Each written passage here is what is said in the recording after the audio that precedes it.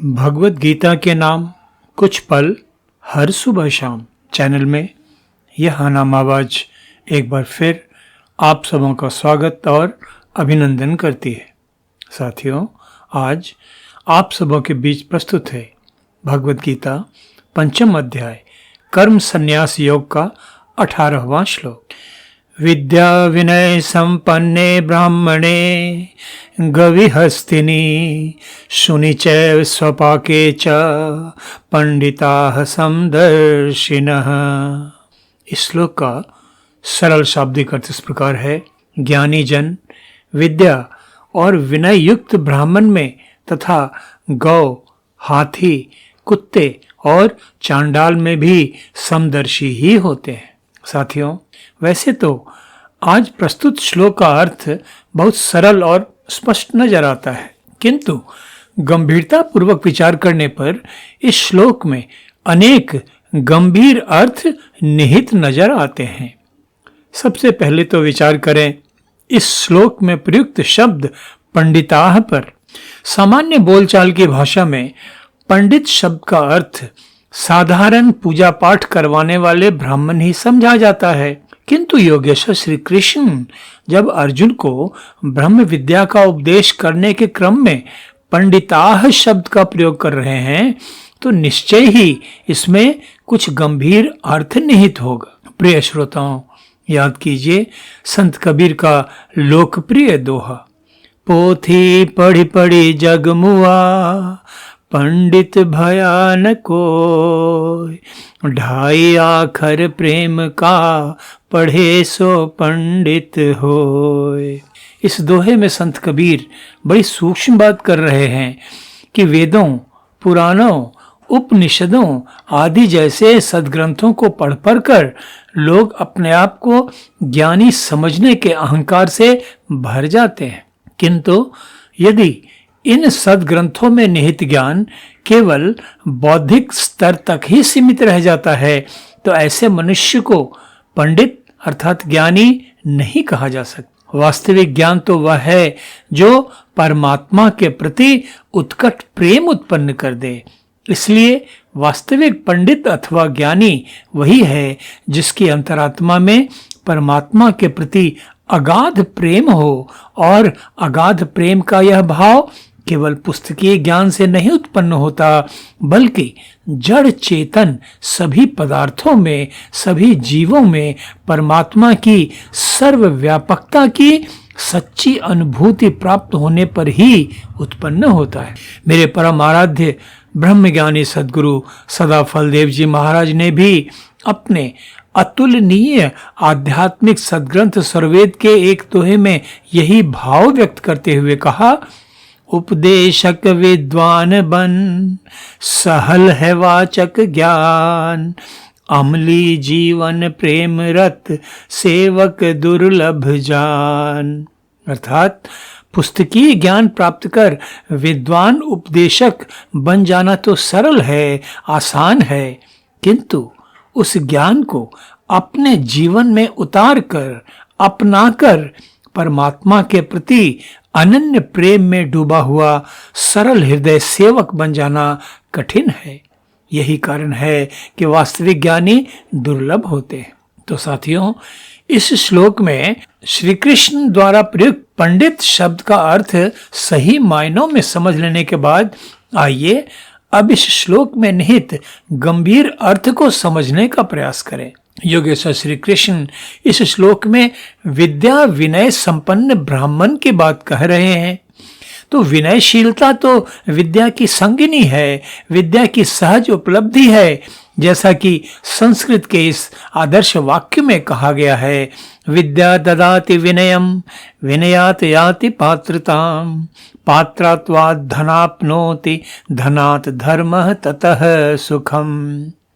तो इस प्रकार विद्या विनय संपन्ने ब्राह्मणे पद का प्रयोग कर योगेश्वर श्री कृष्ण उच्चतम कोटि के ज्ञानी ब्राह्मण की ओर संकेत कर रहे हैं, जिनके प्रति लोगों में श्रद्धा तथा आदर की भावना होती है। इसके बाद श्री कृष्ण बात कर रहे हैं गवि अर्थात गाय की, फिर हस्तिनी अर्थात हाथियों की। ये दोनों जीव भी श्रद्धा तथा सम्मान के ही प्रतीक हैं। श्रद्धा, सम्मान तथा आदर के पात्र, इन तीन प्रतीकों का उल्लेख करने के बाद श्री कृष्ण बात करते हैं शूनी अर्थात कुत्ते तथा स्वपाक अर्थात चांडाल की, जिन्हें सामान्यतः नीची नजर से देखा जाता है। इसके बाद योगेश्वर श्री कृष्ण अपने प्रिय शिष्य अर्जुन को समझाते हुए कहते हैं कि वास्तविक ज्ञानी तो इन सभी जीवों को समदृष्टि से ही देखता है। तो इस प्रकार योगेश्वर श्री कृष्ण सामान्य जगजीवों तथा ज्ञानी जनों के दृष्टिकोण में अंतर की ओर संकेत करते हुए एक गंभीर रहस्य उद्घाटित कर रहे हैं। साथियों, आइए श्री कृष्ण द्वारा संकेत किए गए इस गंभीर रहस्य को समझने का प्रयास करें।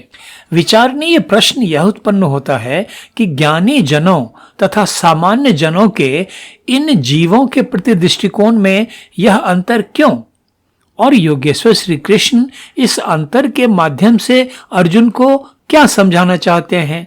यह तो स्पष्ट ही है कि साधारण जगजीव इस श्लोक में वर्णित पांचों जीवों के प्रति अलग अलग भाव रखते हैं, किंतु साधारण जगजीवों से भिन्न पंडित जन अर्थात वास्तविक ज्ञानी जन इन सभी जीवों के प्रति समभाव रखते हैं। ऐसा कैसे संभव हो पाता है?